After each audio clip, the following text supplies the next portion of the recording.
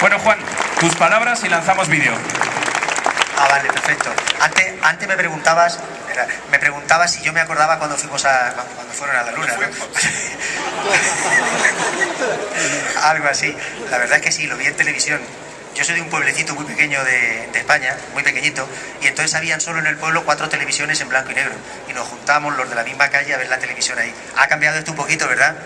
Increíble. Pues así es. Ya dentro vídeo. Muchas gracias a todos y dentro vídeo.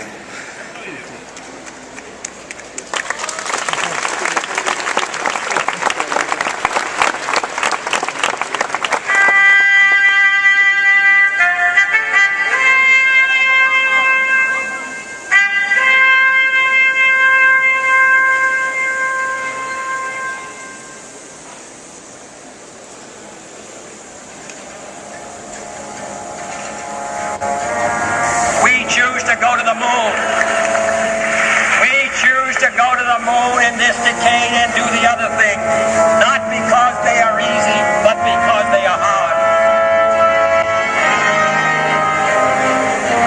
T-minus 15 seconds. Guidance is internal. 12, 11, 10, 9. Ignition sequence starts. 6, 5, 4, 3, 2, 1.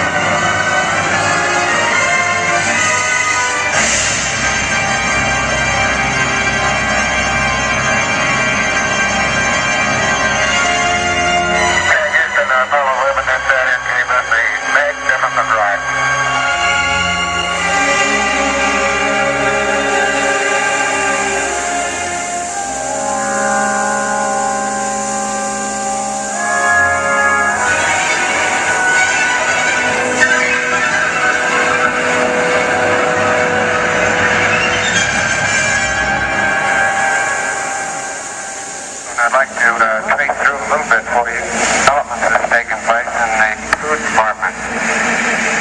Back on this flight, we've carried along pieces of bread. Along with the bread, we have a ham of bread.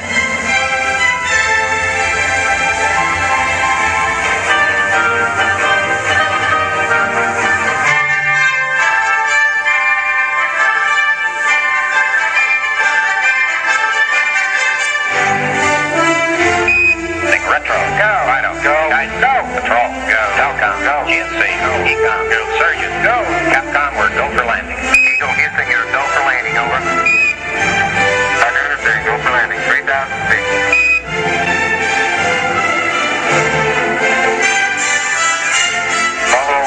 Roger, 1201 alarm. 1201 alarm. Same time, we're go, flight. We're go. Same time, we're go. 20 feet down, 2.5. Picking up some dust. 30 feet, 2.5 down. Straight shadow. Contact light. Okay, engine stop. Tranquility base here. The Eagle has landed. Roger, Tranquility. We copy you on the ground. You got a bunch of guys about to turn blue. We're breathing again.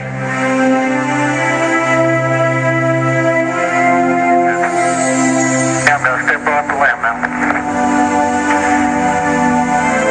That's one small step for man.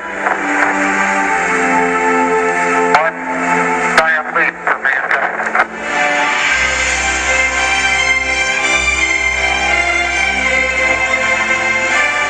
Now I want to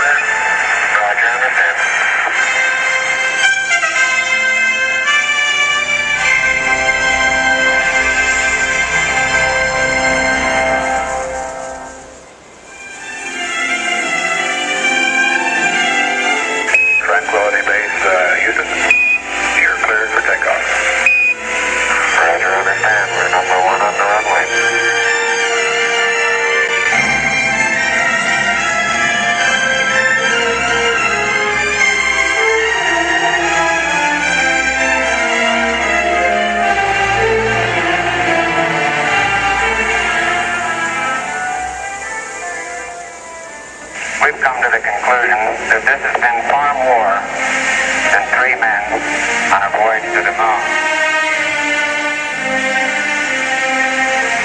More still than the efforts of a government and industry team. More even than the efforts of one nation. We feel that this stands as a symbol of the insatiable curiosity of all mankind to explore the unknown.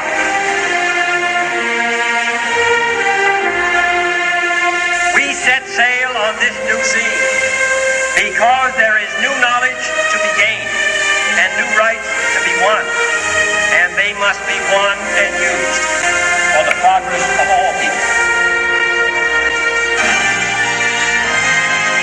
We choose to go to the moon in this decade and do the other things, not because they are easy, but because they are hard. Because that challenge is one that we're willing to accept, one we are unwilling to postpone, and one we intend to win.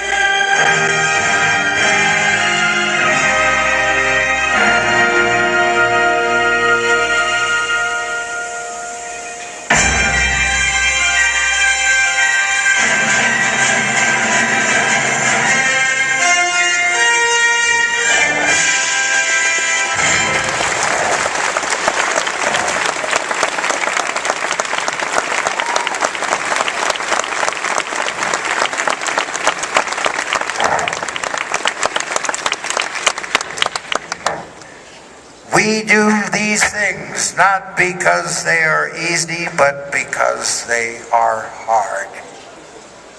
Buenos dias, Mexico City. I want to thank Future Networks for having me speak at your campus party today. First Brazil and now Mexico City, maybe the United States next. You young people are indeed the future. We need your new ideas, energy to fuel the innovation, and I think it's important to channel your energy to figure out how best to apply the successful choices, your choices, in the future. But it's also important to take risks. It takes courage.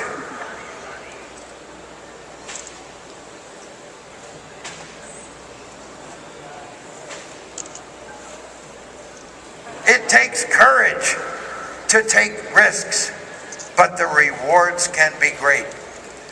Timing is very important. It has always been a key element in my life.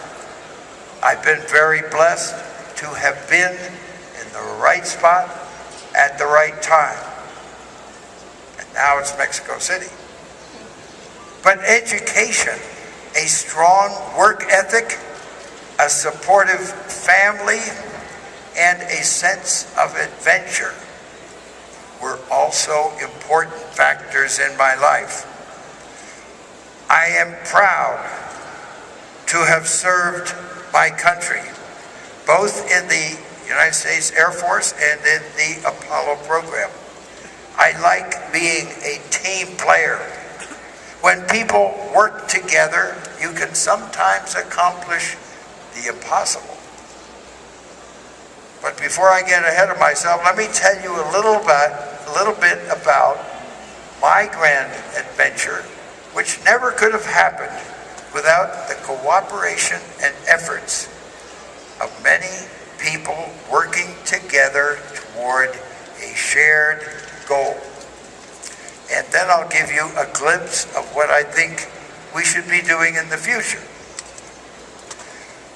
Mankind has dreamed for centuries of reaching space, the moon, and even the stars. But it wasn't until the 20th century that man took his first powered flight.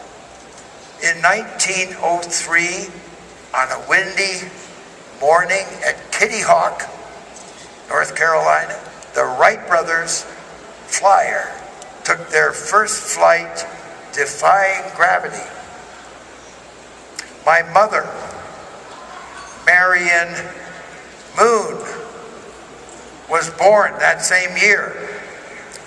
Only 66 years later, Neil and I stepped on the moon, fulfilling the dreams of millions.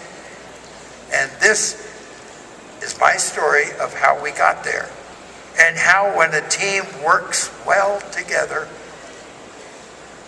the world can achieve the next impossible dream. I took my first flight at age 2 with my father, Edwin Eugene Aldrin. He was an engineer and an aviation pioneer, a friend of Charles Lindbergh, Orville Wright, Howard Hughes, many people. That time, we flew in a Lockheed Vega single-engine plane, painted red to look like an eagle, the symbol of our country in America. The name of the spacecraft, Eagle, that we chose to land on the moon. Surrounded by the influence of aviation, I entered the United States Air Force after graduating from the military academy at West Point. And here I am during a photo opportunity. He wasn't flying with me. That's my father. He was also in the Air Force, many years in the reserve at the end of World War I, and he was involved in World War II. And this was the occasion where I received my Air Force pilot wings. My father was a civilian aviation manager of the Standard Oil Company of New Jersey, where he directed the aviation division. He later became the manager of Newark Airport, New Jersey, where I was born. He also worked as a consultant to the Manned Spacecraft Center for the Safety Director at NASA. After training, I was in the Korean War as a jet fighter pilot, where I flew 66 combat missions in the F-86 Sabre jet, shot down 2 enemy MiG-15 aircraft. Following the Korean War, I was stationed in Germany. I'd been briefly at the Air Force Academy and other places, but I was stationed in Germany when Sputnik went over. We were flying supersonic F-100s in the late 50s. The Cold War between the Soviet Union and the United States was escalating, and the tensions were high. In October of 1957, we went on alert with nuclear weapons on the aircraft. But while I was stationed in Germany, the Soviet Union pulled off a sudden and unexpected technological feat. They launched Sputnik into orbit, and in response, a year later, America formed NASA, the National Aeronautics and Space Administration, with the goal of reaching space. The space age was born, and the space race was about to begin. On April 12th, 1961, the Soviets made an incredible achievement by sending the first human into space, cosmonaut Yuri Gagarin, for 1 full orbit around the Earth. In response, only a few weeks later, NASA launched its first Mercury astronaut, Alan Shepard, on only a 15-minute suborbital flight that barely touched the edge of space. It was impressive, but we all wondered, what's coming next? President John F. Kennedy asked NASA and the engineers and rocket scientists led by Wernher von Braun what was possible. And they told him that it would take at least 15 years before we could put a man on the moon. Instead of accepting what was possible on May 25th, just 3 weeks after Alan Shepard's suborbital flight. President Kennedy boldly challenged America to commit to the goal of landing a man on the moon before the end of the decade.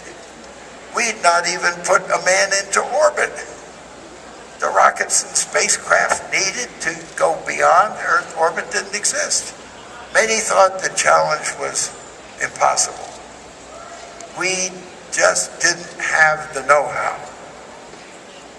But we did have a leader with the vision and the determination, the courage, the confidence that we could get there.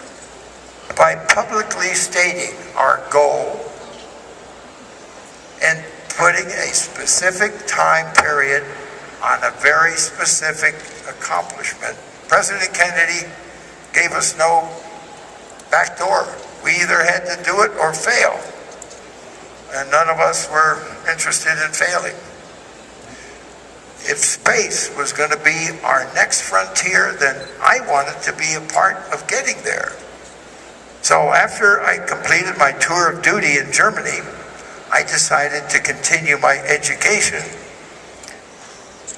at the same place that my father got his doctor's degree. I applied for a doctor's degree in astronautics at MIT. For my thesis, I adapted my experience as a fighter pilot intercepting enemy aircraft to devise a technique by step eliminating the variables and then making an intercept. I devised a technique for 2 spacecraft to meet in space called manned orbital rendezvous. Little did anyone know, including me, how critical this work would later become to our successfully landing on the moon and coming back home. The first time I applied to be a NASA astronaut, I was turned down because I had not received test pilot training. I always wanted to look beyond the future instead of testing what we have now. But I was determined, and I applied again the next year, and this time my jet fighter experience and NASA's interest in my concept for a space rendezvous, I guess, influenced them to accept me in the 3rd group of astronauts, where I became known by my astronaut peers as Dr. Rendezvous. 7 people in the first group, 9 in the second group, 14. Total of 30 astronauts. Now, in addition to Wernher von Braun trying to tell us how to get to the moon, there was an engineer, John Hubolt, a clever NASA engineer, and figured out that if we used 2 specialized spacecraft, leaving the Earth, coming back, and then doing activities at the moon, a command and service module that would come back to the Earth would remain in orbit around the moon. Then a descent stage and ascent stage lunar module would land and later lift off and rendezvous with the command and service module. And that way the propulsion and the big rocket and the landing didn't have to be so big. And we could leave the lander on the surface, and once we rendezvoused, we could leave the ascent stage at the moon. So this is where my MIT rendezvous studies really paid off. The critical key to this approach would be our ability to reliably rendezvous 2 spacecraft in orbit around the moon. It'd be much safer to do Earth orbit rendezvous instead of lunar orbit rendezvous. That's the way the argument was phrased. The only trouble is, it was 2 Saturn V's versus 1 Saturn V, to do the lunar orbit. Now, if that failed, there'd be no way to rescue the astronauts. But my MIT work was just what was needed and was exercised many times in the Gemini program with a couple of little failures on my last flight in Gemini. So Mercury was the first stage of the space program, followed by the Gemini, the twins, Castor and Pollux, which was used to fill the gap between the very simple, non-maneuvering Mercury capsule and the very complex spacecraft that were needed for Apollo. So Gemini was an integral part of our training, as it helped us to learn to spacewalk. That was one of the objectives. And as an avid scuba diver, I was welcoming that experience.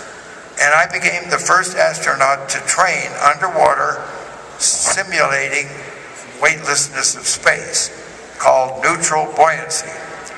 And during my first space flight as pilot of Gemini 12, on 3 different exits, I was able to set a 5.5-hour world record spacewalking while circling the globe every 90 minutes, 17,000 miles an hour. What a sight to behold the Earth below while floating outside the capsule. After 5 days in orbit, Jim Lovell and I returned to Earth, having completed the final mission of the Gemini program. It was November 1966, and we had only 3 years left to accomplish Kennedy's challenge to land a man on the moon by the end of the decade. Gemini had prepared us for the Apollo missions to the moon, but we still had a lot of work to do. In all, there was a team of 400,000 people working together on a common dream. The engineers, technicians, designing and building the multi-stage Saturn V rocket, the rocket scientists, aerospace industry contractors, NASA administrators, even the seamstress who sewed our space suits together. It took a unified effort to accomplish everything that was needed. At last, we reached the day when the Saturn V rocket was first rolled out of the vehicle assembly building on its way to the launch pad. The timing of the crew rotation was just right for Neil Armstrong, Michael Collins, and me to be chosen as the crew for this historic mission. And so on July 16th, 1969, our launch day finally arrived. We took the elevator up the gantry where the 360-foot tall Saturn V rocket stood magnificently as the countdown progressed. Due to the seating order, Neil on the left, Mike on the right, I was in the center. And while Neil and Mike took the elevator on up to the White Room, the top of the gantry to enter the spacecraft, I stood 2 flights down, alone, holding onto my air conditioning unit, and I could see the sunrise over the waves of Cocoa Beach, Florida. And I thought back to how wonderful my life had been up to that point, and the many things that had worked out along the way to put me in the right place at the right time. At 9:32, the engines ignited and roared with over 7 million pounds of thrust to lift 3,000 tons of spacecraft fuel, equipment, and 3 guides. As we cleared the gantry and rocketed skyward, we were pushed into our seats by the rapid acceleration of the rocket, and it increased to G-forces. Within 3 minutes, we were 45 miles high, now experiencing about 4 Gs, 4 gravities, and traveling at nearly 6,500 miles an hour. A minute later, we passed the 62-mile boundary, 100 kilometers, where the blue sky gradually turns to the blackness of space. By 12 minutes after launch, we were traveling at over 17,000 miles an hour, the speed required for us to stay in orbit. For 3 hours, we orbited our home as we ran through the checklists, ensured everything was working along with mission control.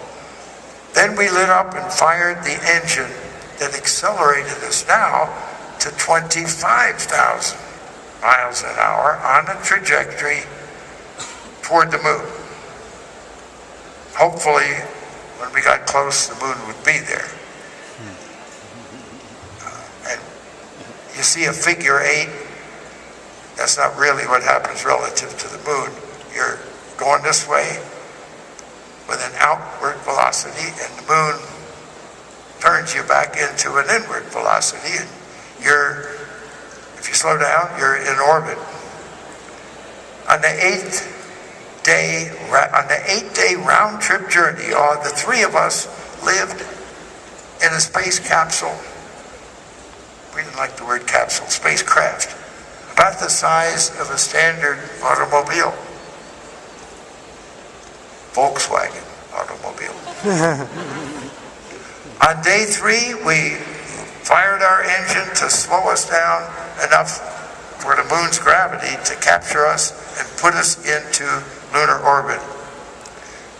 Another engine burn put us in the right orbit to be able to initiate on the front side the powered descent. Now the 3 of us had estimated about a 60% chance of successfully landing, because you can abort at many times before that. But we felt that we had a 95% chance of returning home safely. We landed 6 out of 7 times. That's pretty close to that 60%. But returning home was the part that we kind of appreciated, the 95%. 13 orbits of the moon later, on the morning of Sunday, July 20th, 1969, Neil and I entered the lunar landing craft that we had named the Eagle. We separated from the command module Columbia, where Mike Collins remained, and we piloted our powered descent to the moon's Sea of Tranquility. This was the most complicated, critical aspect of the whole mission. Landing was the hard part. Without landing, you can't walk around on the moon. Without landing, you can't go back again and land. As we descended, we saw that our landing site was kind of a crater with a lot of boulders. And so Neil began to maneuver the spacecraft beyond that area to get a safe, smooth spot. This takes a little longer and expends a little bit more fuel. So when we landed, it was estimated that we had about 15 seconds of fuel left. So after 11 intense minutes, Neil spoke the words, "Houston, Tranquility Base, here, the Eagle has landed." There's been much discussion. That's not where we landed. That's you wouldn't want to land there. There's been much discussion over the last 40 years about why Neil was the first to step on the surface. It could be because he was a mission commander. And in our armed services, leaders are always at the front of their bed. It could also be because he was closer to the door. But I'll never tell which one it was. So, with Neil already on the surface and taking photographs, it was my turn to back out and get to the ladder and start going out. But I sort of remembered what the checklist said. So I said, I'm going to partially close the hatch, being careful not to lock it on my way out. There wasn't a handle on the outside. So as I stepped onto the talcum powder-like lunar dust, the first words that came to my mind were not beautiful, were magnificent desolation. It was a magnificent achievement, accomplishment for man to set foot on another world for the first time. And yet there was the desolation of the million-year lunar landscape that hadn't changed. No sign of life, no atmosphere, total blackness beyond the sunlit terrain. We spent a total of 2.5 hours on the surface, collecting rocks, setting up experiments, taking photographs. In this experiment, we were not supposed to walk in front between the sun and the collectors because you might interrupt the electricity. Now you see those footprints over there? Those are my footprints. That's what you might call condemning evidence. So I'm interested in people going up there and brushing those away. Now, this is the photograph that Neil took of me, known as the visor photo, because you can see the reflection of the Eagle spacecraft and Neil Armstrong in the visor and other things. And people have asked me why this photograph is so great. It was spontaneous. Neil just said, hey, stop, look this way. I have 3 words why this is important. Location,